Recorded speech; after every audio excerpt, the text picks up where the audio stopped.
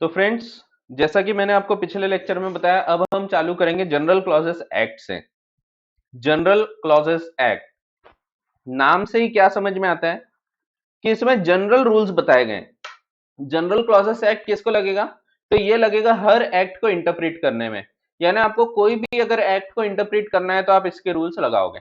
जैसे कि आपको अगर याद होगा तो आपने फाउंडेशन में एक रूल पढ़ा था, मैंने आपको बताया था कि अगर एक व्यक्ति ने एक्सेप्टेंस भेज दिया और एक्सेप्टेंस रास्ते में पोस्टमैन की गलती के कारण अगर गुम जाती है, पहुंची नहीं आगे वाले तक, तो क्या it is a valid acceptance? तो मैंने बोला था yes, it is a valid acceptance. क्या ये कहीं कॉन्ट्रैक्ट एक्ट में लिखा था? तो आंसर है नहीं, कॉन्ट्रैक्ट एक्ट में कहीं नहीं लिखा था। फिर मैंने क्यों बोला था? क्या मैंने गलत बोला था? आंसर है नहीं, मैंने वो इसीलिए बोला था क्योंकि जनरल क्लॉजेस एक्ट बोलता है कि अगर if it is properly addressed, उसमें पैसा भर दिया गया है, प्रीपेड है और रजिस्टर्ड पोस्ट वगैरह से भेज दिया गया है, तो ऐसे केसेस में मान लिया जाता है कि वो आगे वाले को पहुंच चुका है। तो ये मैंने आपको बताया था। Unless there is any special provision, अगर कोई स्पेशल प्रोविजन होगा तो वो लगेगा, कुछ नहीं है तो general clauses act will apply. तो जनरल क्लॉजेस एक्ट का मतलब ही है, नाम से ही समझ में आता है, जनरल क्लॉजेस। जनरल का क्या मतलब होता है? आम। तो आम चीजों से ये डील करता है। ठीक है, जैसे आपने एनुअल जनरल मीटिंग पढ़ा, तो जनरल मीटिंग यानी आम सभा, आम बैठक। तो आम सभा जो थी उसको हमने जनरल बोला। तो यहाँ पे जनरल क्लॉजेस यानी क्या? तो आम बातों की यहाँ पे चर्चा की जाएगी। ठीक है, फिर आपको पहले इंट्रोडक्शन में वही बताया कि इसका क्या एम है। और ये भी एक कैसा एक्ट है? ये है एक बाबा आदम के जमाने का एक्ट। तो बाबा आदम 1897, तो इतना पुराना एक्ट है ये भी। आप जो 100 साल पुराना एक्ट पढ़ रहे हैं, 100 साल भी 150 साल पकड़ लो सीधा सीधा। ठीक है, तो इतने पुराने एक्ट भी आपको पढ़ने को मिल रहे हैं। अब देखो, why do we study general clauses act? क्यों पढ़ रहे हैं हम? तो क्योंकि इंस्टीट्यूट ने हमको कोर्स में दिया है, इसलिए हमको ये पढ़ना पड़ रहा है। नहीं, ऐसा नहीं, तो वो तो है ही। लेकिन हम क्यों पढ़ रहे हैं? तो हम इसीलिए पढ़ रहे हैं क्योंकि जनरल क्लॉजेस एक्ट आपके बाकी के जो एक्ट है उसको इंटरप्रेट करने में हेल्प करता है।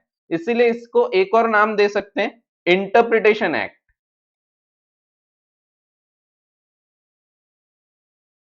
तो it is also called as interpretation act. ठीक है, तो इनफैक्ट बहुत सारे देश में इसका नाम ही इंटरप्रिटेशन एक्ट होता है। जैसे यहाँ पे जनरल क्लॉजेस एक्ट है भारत में, हो सकता है कि ऑस्ट्रेलिया में इसका नाम इंटरप्रिटेशन एक्ट रहे। ठीक है, तो इंटरप्रिटेशन एक्ट इसको इसीलिए बोला जाता है, और ये हर देश में रहेगा। हर देश का एक जनरल क्लॉजेस एक्ट या इंटरप्रिटेशन एक्ट है। क्यों है? क्योंकि जो बाकी के कानून है उसको पढ़ने के लिए, उसको समझने के लिए आपको एक जनरल क्लॉजेस एक्ट दिया गया है कि जनरल क्लॉजेस है, अगर आपके कानून में ये वर्ड आता है तो इसका क्या मीनिंग रहेगा, अगर आपके कानून में इस प्रकार से चीजें लिखी है तो इसका क्या मीनिंग रहेगा, अगर आपके कानून में कहीं डिस्टेंस मेजर करने के लिए बोला है कि आपको यहां से यहां तक के डिस्टेंस मेजर करना है, जैसे आपको मुंबई से दिल्ली तक के डिस्टेंस मेजर करना है, तो आप डिस्टेंस को किस रेखा में मेजर करोगे? क्योंकि डिस्टेंस तो अलग अलग हो सकता है। हो सकता है कोई घूम के जा रहा, कोई बोल रहा मैं नागपुर होके दिल्ली तक जाऊंगा, कोई बोल रहा मैं अहमदाबाद होके जाऊंगा। तो ऐसे केसेस में डिस्टेंस तो अलग अलग हो सकता है, और इसीलिए एक रूल होना चाहिए। और वो एक रूल क्या बताता है, कहां बताया गया है? तो वो बताया गया है जनरल क्लॉजेस एक्ट में। ठीक है, तो अपन धीरे धीरे जैसे आगे बढ़ते हैं तो आपको ये समझ में आते जाएगा। आप ये अगर सेल्फ पढ़ने का सोचोगे तो it is impossible. General clauses act आप सेल्फ में नहीं कर सकते, ज्यादातर लोगों के हिसाब से बोल रहा हूँ। एक आध कोई बहुत ज्यादा तेज स्टूडेंट है तो वो बात और होती है, बट 95, इनफैक्ट 99% स्टूडेंट्स को सेल्फ करने में ये नहीं जमेगा। ठीक है, और उसका रीजन है क्योंकि मैं आपको आगे जैसे बताऊंगा तो आपको खुद को समझ में आएगा कि मैं ये क्यों बोल रहा हूँ। ठीक है, तो आगे बहुत सारी ऐसी चीज है जो आपको नॉलेज यहाँ पे लगेगा, भले ही आपको कोर्स में नहीं है, बट आपको ये पता होना चाहिए। जैसे आजादी होने के पहले तक के स्टेट्स कैसे कैसे थे, तो उस टाइम पे स्टेट्स को विभाजित किया गया था, part A, part B, part C, part D states. तो ये सब चीजें हैं जो आपको बताना है। अगर आपको ये नहीं पता है तो आपको जनरल क्लॉजेस एक्ट की हवा भी नहीं लगेगी। ठीक है, और इसीलिए ये पॉइंट मैं आपको बताऊंगा। और ये कहीं नहीं मिलेगा आपको, इवन इंस्टीट्यूट के मॉड्यूल में आपको ये नहीं मिलेगा, और किसी की बुक में भी नहीं मिलेगा, बट अपने बुक में मैंने ये इनकॉर्पोरेट इसीलिए किया हूं ताकि आपको समझने में मदद हो। और वहां लिख भी दिया है, it is only for information purpose for better interpretation of this act. अगर आपको वो चीज नहीं पता है तो आप इसको इंटरप्रेट ही नहीं कर सकते। ठीक है, तो ये एक बहुत थोड़ा सा टेक्निकल एक्ट है, डिफिकल्ट नहीं बोलना चाहिए बट टेक्निकल है। टेक्निकल मींस इसमें बहुत सारे आपके वर्ड्स वगैरह को समझना जरूरी है, बहुत सारे मीनिंग आपको निकालना जरूरी है। तो ये सब चीजें अपन यहाँ पे सीखेंगे। ठीक है, फिर आगे बढ़ते हैं। तो why do we study general clauses act? Because it is in our course? नहीं। तो क्या लिखा है? The general clauses act 1897 contains definitions of some words and also some general principles of interpretation। तो इसमें क्या चीजें हैं? दो चीजें हैं। पहली है डेफिनेशन और दूसरी है some general principles of interpretation. तो ये दो चीजों के लिए हमको ये पढ़ना पड़ता है, ठीक है। Which shall be applicable to all central acts. Central acts क्या होते हैं हम देखेंगे, एंड रेगुलेशंस, तो रूल्स रेगुलेशंस वगैरह को भी ये लगेंगे।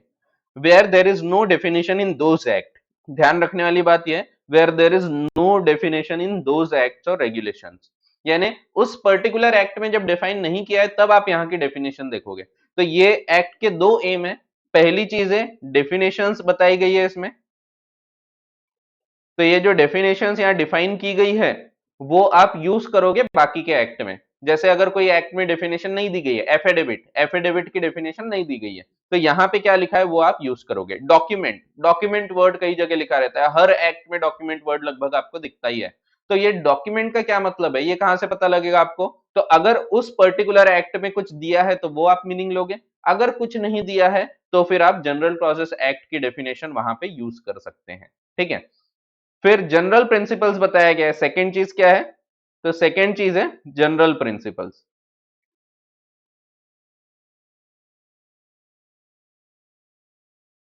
तो जनरल प्रिंसिपल्स बताए गए फॉर इंटरप्रिटेशन ऑफ स्टैट्यूट। तो इंटरप्रेट कैसे करना है दूसरे कानूनों को, उसके लिए जनरल रूल्स बताए गए। जैसे डिस्टेंस दिया है तो कैसे मेजर किया जाएगा, या फिर जब जब ही लिखा होता है एक्ट में तो इट विल बी डीम्ड कि वो शी को भी एप्लीकेबल रहेगा। तो ये भी लिखा हुआ है, ये इनफैक्ट लिखा हुआ है ये कानून में। तो ये कानून में लिखा है। जैसे आपने पढ़ा कंपनीज एक्ट पढ़ा, कंपनीज एक्ट में क्या लिखा है? एनी डायरेक्टर अगर वो कुछ गलत करता है, ऑफिसर इन डिफॉल्ट कुछ गलत करता है, तो he will be held liable. तो समझो प्रॉस्पेक्टस में मिस स्टेटमेंट था, कंपनी में डायरेक्टर है, डायरेक्टर कितने हैं? तो समझो 4 डायरेक्टर है, जिसमें एक ही है, दूसरा ही है, तीसरा ही है, चौथी शी है। अब सवाल ये आता है, क्या ये शी लायबल नहीं रहेगी? क्योंकि वहां क्या लिखा है? वहां लिखा है he will be held liable. तो क्या सिर्फ he will be held liable, ये लायबल रहेगा, ये रहेगा, ये रहेगा और शी नहीं रहेगी? आंसर है वो भी लायबल रहेगी, ठीक है। तो ये खास बात है। तो इंटरप्रिटेशन सिखाता है ये कि जब जब ही वर्ड लिखा है तो it will include she as well, ठीक है। तो अगर आप कोई गाड़ी चला रहे हैं, आप सिग्नल तोड़ते हैं तो आपको पकड़ लेती है पुलिस। वहीं अगर कोई लड़की गाड़ी चला रही है तो क्या उसको छोड़ देगी पुलिस? तो नहीं, उसको भी पकड़ेगी, उसके ऊपर भी कानूनी कार्रवाई की जाएगी, ठीक है। तो जहां जहां ही वर्ड आता है वहां वहां शी आएगा, ठीक है। तो ये इस प्रकार के रूल्स यहाँ पे दिए गए हैं, तो ये हमको पढ़ना है। तो क्या क्या ऑब्जेक्ट है इसके? 2 ऑब्जेक्ट है। एक है डेफिनेशन देना। डेफिनेशन क्यों देते हैं? क्योंकि हर जगह अगर बार बार चीज डिफाइन की जाएगी तो एक्ट बहुत बड़े होते जाएंगे, इसीलिए ये एक्ट में डेफिनेशन दे दिया है कि आपको अगर कोई भी डेफिनेशन की जरूरत पड़ती है तो यहां से उठा लो। अगर आप हर जगह ही और शी विल बी लायबल, ही और शी विल बी लायबल ऐसा लिखते जाओगे तो कितना बड़ा एक्ट हो जाएगा।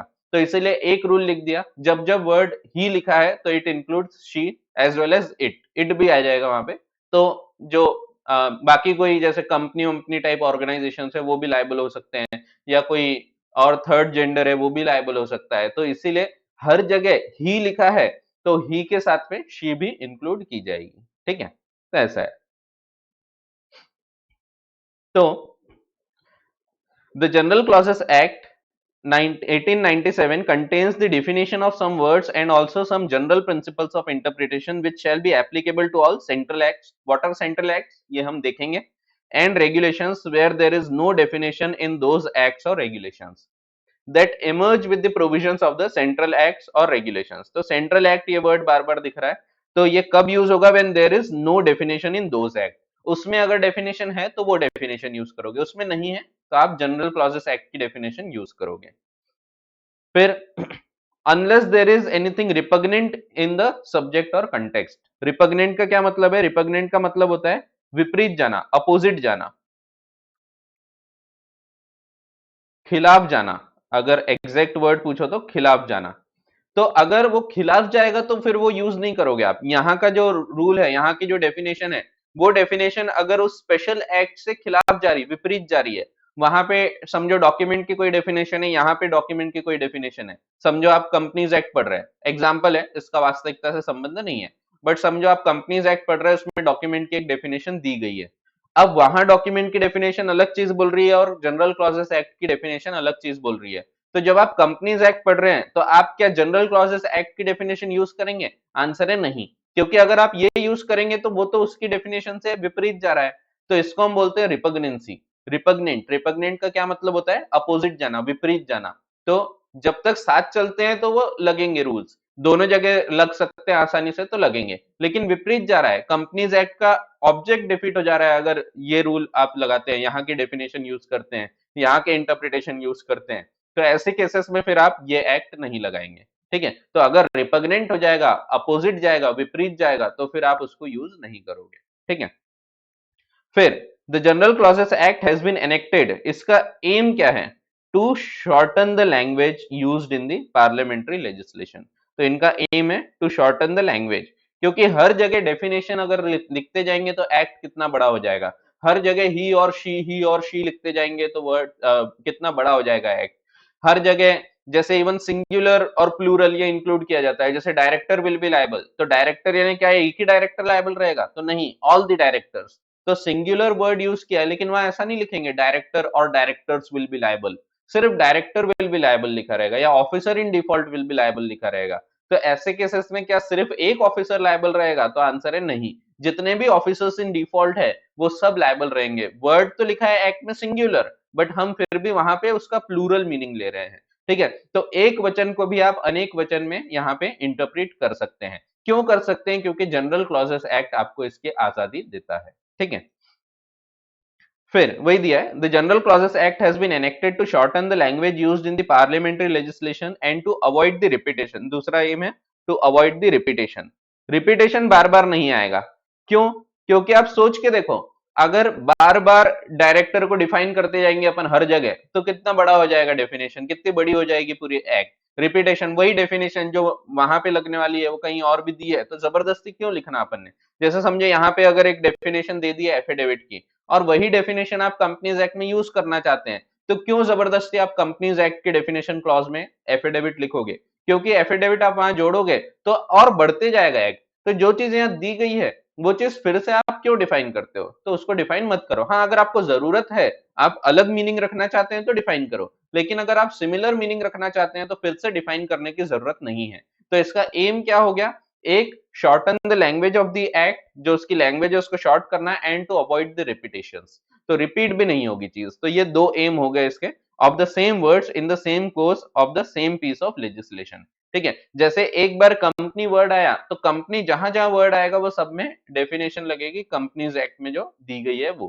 ठीक है, तो आपको बार बार हर जगह डिफाइन नहीं करना पड़ता है, आपने एक बार डिफाइन कर दिया तो। उसी प्रकार से जनरल क्लॉजेस एक्ट में ऑलरेडी एफिडेविट डिफाइंड है, तो आपको फिर से कंपनीज एक्ट में डिफाइन करने की आवश्यकता नहीं है। ठीक है, तो इसको और डिटेल में हम देखेंगे, डेफिनेशंस क्या होती है, उसको कैसे क्या अपन इंटरप्रेट करेंगे, किस किस प्रकार की डेफिनेशन होती है, इंक्लूसिव डेफिनेशन, एग्जॉस्टिव डेफिनेशन, फिर कहीं पे मे वर्ड यूज होगा, कहीं पे शैल वर्ड यूज होगा, तो इन सब का क्या मीनिंग है, इन सब का क्या इंटरप्रिटेशन निकालना है, ये हमको इस एक्ट में पढ़ना है। तो आपको ये जो पहला पैराग्राफ है इसमें से दो चीज निकल के आती है।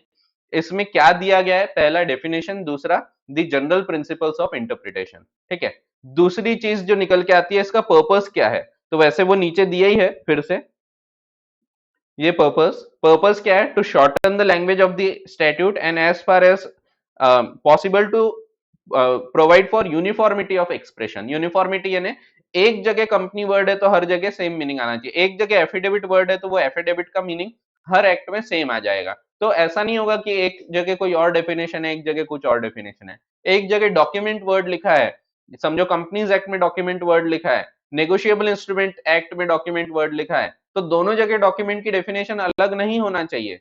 अगर आप एक ही डेफिनेशन रखना चाहते हैं तो आपको डिफाइन करने की जरूरत नहीं है। क्यों? क्योंकि आपके जनरल क्लॉजेस एक्ट में ऑलरेडी डॉक्यूमेंट को डिफाइन किया गया है। ठीक है, तो आपकी डेफिनेशन यूनिफॉर्म हो गई।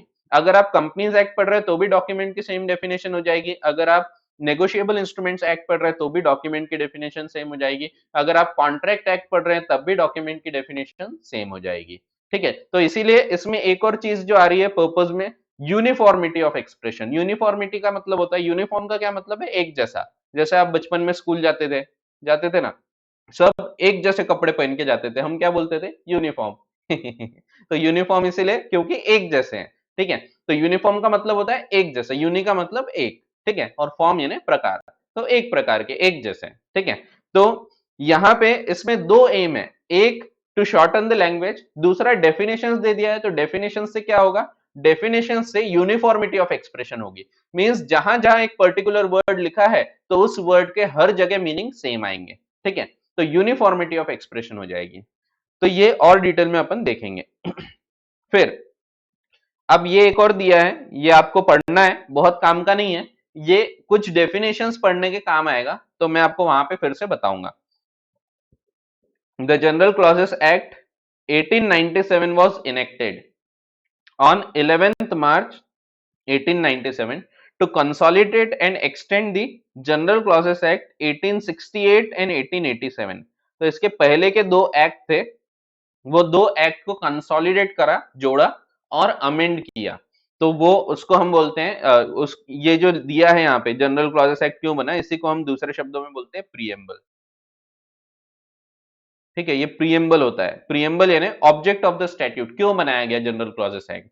जैसे कंपनीज एक्ट में प्रीएम्बल होगा, अपन उस पर भी चर्चा करेंगे प्रीएम्बल क्या होता है, ठीक है। तो प्रीएम्बल का क्या मीनिंग है, इस पे क्वेश्चन भी आता है आपको एग्जाम में, तो अपन देखेंगे, ठीक है। तो इसको हम बोलते हैं प्रीएम्बल। तो यहां से ऑब्जेक्ट समझ में आता है, प्रीएम्बल का क्या मतलब है, object of law, objective of law, क्यों ये कानून बनाया गया, तो ये बताया गया। तो क्यों बनाया गया था, क्योंकि पुराना जो जनरल क्लॉजेस एक्ट था 1868 का और 1887 का, ये दोनों को जोड़ के इन्होंने 1897 में एक एक्ट बनाया, दोनों को कंसोलिडेट किया, जोड़ा एंड अमेंड किया, उसमें बदलाव किए गए, ठीक है। तो ऐसा है। फिर object, purpose and importance of the general clauses act, इसका ऑब्जेक्ट क्या है, तो इसके ऑब्जेक्ट मैंने ऑलरेडी बता दिया। Object of the act are several, namely दो मेन ऑब्जेक्ट है इसके। पहला, to shorten the language of the central acts and to provide as far as possible, जहां तक संभव हो, फॉर यूनिफॉर्मिटी ऑफ एक्सप्रेशंस, यानी जो भी वर्ड्स है वो वर्ड्स यूनिफॉर्म रहे। फॉर एग्जांपल डॉक्यूमेंट की डेफिनेशन कॉन्ट्रैक्ट एक्ट में जो दी गई है वही कंपनीज एक्ट में लग जाए, वही नेगोशिएबल इंस्ट्रूमेंट्स एक्ट में लग जाए, वही एविडेंस एक्ट में लग जाए। तो इस प्रकार का डेफिनेशन, जहां पे स्पेशल एक्ट की डेफिनेशन होगी वहां वो लगेगी, जहां नहीं होगी वहां पे ये वाली डेफिनेशन लगेगी, मींस यूनिफॉर्म हो गया, हर जगह अब वो वर्ड की डेफिनेशन सेम रहेगी। जैसे गुड फेथ वर्ड दिखता है आपको कई बार, तो गुड फेथ हर जगह डिफाइन नहीं किया है, तो जब डिफाइन नहीं किया है तो आप कौन सी डेफिनेशन लोगे, आप लोगे यहाँ की डेफिनेशन, यानी जब जब वर्ड गुड फेथ आएगा तो वहां पे हर जगह आपका सेम मीनिंग उसमें निकल के आएगा। तो ये उसका दूसरा ऑब्जेक्ट है। तो there are two main objects, two main purposes of this act. First is to shorten the language of the statute, पहली चीज, and the second is to provide for uniformity of expression as far as possible, ठीक है, in all the central acts. कैसे किया है इन्होंने, by giving definitions, ठीक है। तो रिपीटेशंस हटा के शॉर्टन कर दिया, जैसे ही और शी हर जगह नहीं लिख के, और डेफिनेशन देके इन्होंने यूनिफॉर्मिटी ऑफ एक्सप्रेशन दे दिया। मींस जहां जहां अब एक पर्टिकुलर वर्ड लिखा है सबका एक ही मीनिंग होगा, अनलेस उस पर्टिकुलर एक्ट में अगर अलग मीनिंग दिया होगा तो, ठीक है। फिर the purpose of general clauses act is to place in one single statute different provisions as regards interpretation of words and legal principles। तो क्या बोला है, पर्पस क्या है इसका, is to place one in one single statute, एक कानून में, स्टैट्यूट, स्टैट्यूट ये वाइडर वर्ड है, ये मैं बताऊंगा आपको बाद में, अभी आप सिर्फ ध्यान रखो स्टैट्यूट यानी एक्ट, अभी फिलहाल ये ध्यान रखो, ये एकदम सही नहीं है, स्टैट्यूट एक वाइडर वर्ड है, it means a written law. तो रिटन लॉ में क्या क्या आ जाता है, act as well as rules वगैरह आ जाएंगे, नोटिफिकेशंस वगैरह आ जाएंगे, जो एज अ लॉ जिसको पारित किया गया है वो सब इसमें आ जाएगा। तो ये मैं आपको आगे बताऊंगा कि स्टैट्यूट और लॉ में क्या डिफरेंस है और एक्ट में क्या डिफरेंस है। तो एक्ट इज नैरोअर वर्ड, उससे वाइडर वर्ड होता है स्टैट्यूट, और उससे वाइडर वर्ड होता है लॉ, ठीक है। तो इसके ऊपर अपन चर्चा करेंगे बाद में।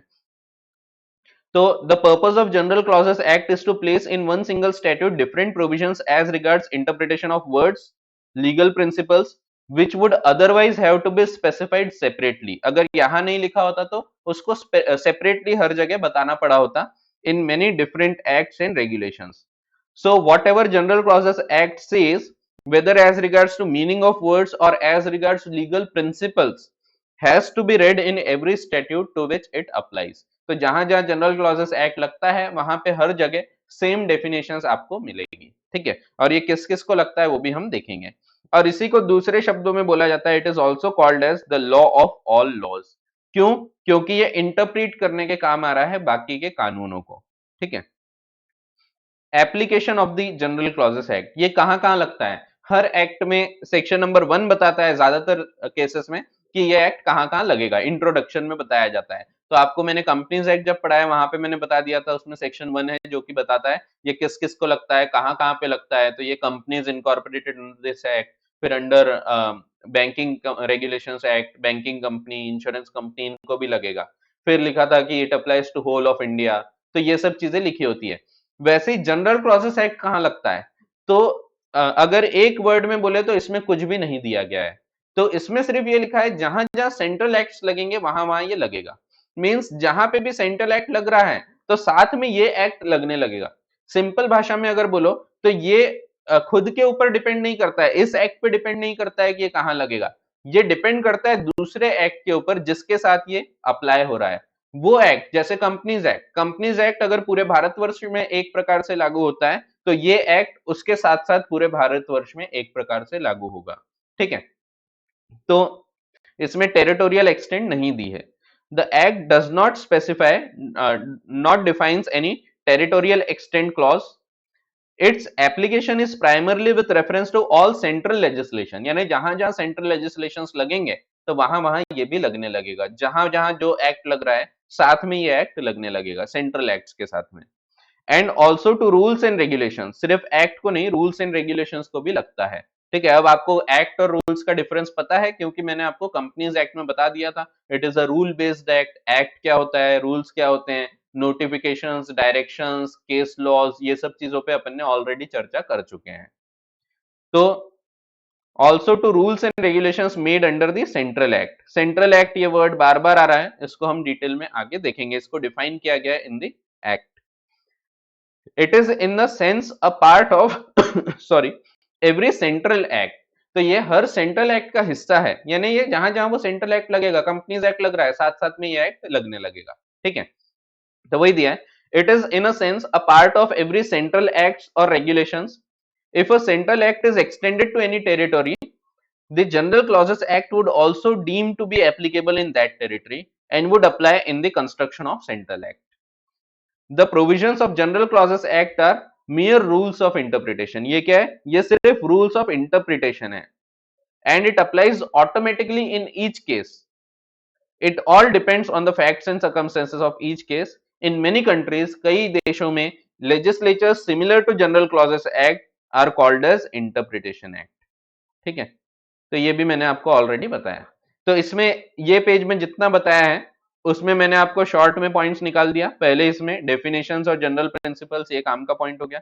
दूसरे में ऑलरेडी पॉइंट वाइज दिया है, shorten the language of the act and to provide as far as possible the uniformity of expressions in every central act, ठीक है। फिर it is called as law of all the laws, ये भी आपको बता दिया। टेरिटोरियल एक्सटेंट में ये वहां वहां लगेगा जहां जहां सेंट्रल एक्ट लगेंगे। कंपनीज एक्ट के साथ लग रहा है तो जहां जहां कंपनीज एक्ट लगेगा वहां वहां ये लगेगा, ठीक है। तो जहां भी जाती हूँ वहीं चले आते हो, तो वैसा ये लगेगा। तो जहां जहां वो एक्ट लगेगा वहां वहां ये लगेगा। इनकम टैक्स एक्ट की बात कर रहे हैं, इनकम टैक्स एक्ट जहां तक लगेगा वहां तक ये एक्ट लगेगा। जीएसटी की बात कर रहे हैं, जीएसटी के साथ अगर आप ये पढ़ रहे हैं तो जीएसटी का कानून जहां तक लगेगा वहां तक ये कानून भी लगते जाएगा, ठीक है। तो आपको ये इंटरप्रीट करने में सहायता देता है, और इसीलिए इसमें टेरिटोरियल एक्सटेंट नहीं है।